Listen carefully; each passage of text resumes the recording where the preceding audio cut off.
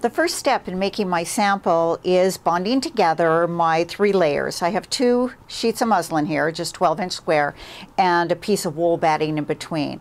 I like the wool because it pops out these feathers really nicely.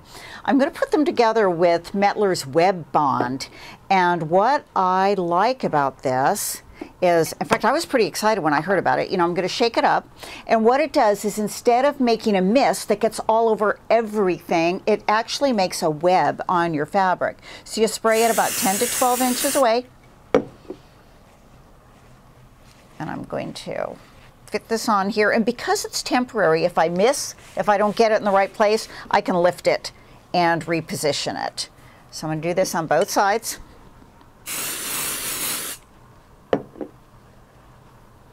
And I love the no mist. That way you're not breathing it and you're not gluing your fingers together or anything like that. So I've got that together.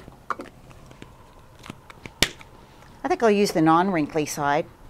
Very carefully iron these samples. And what I have my machine threaded with now is I have a Mettler 30 weight on the top, because what I'm doing in this first step is I'm doing the bones. So this is your most dominant thread in color and weight. So that's where I'm going to use my heavier weight choices.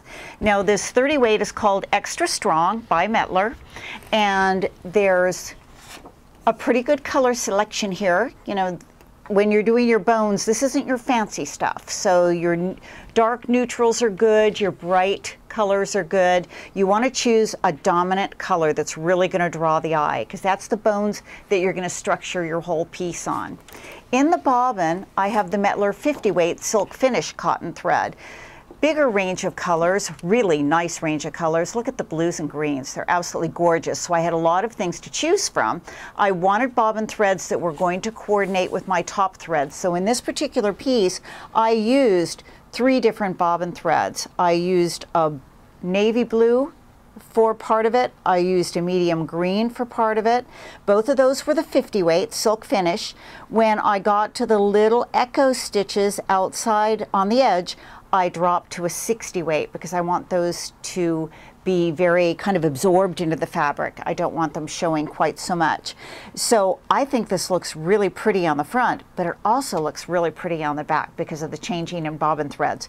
I know when I often teach, I say, oh, I use 1 bobbin thread for everything, and I normally do, but now I've been having a lot of fun with varying up the bobbin threads in color and sometimes in weight too, and having a lot of fun with that.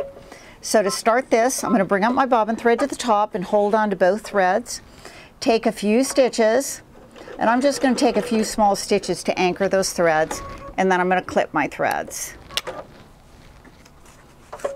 Once I clip my threads, I grab my bat scooters, and I'm ready to do these curves. And I think I kind of went around here, and went around here. I can guarantee you that no 2 of these are going to be alike. But that's the whole idea with the freehand quilting. The freehand quilting means they don't have to be alike. I want to leave some room for purls. I want to cross.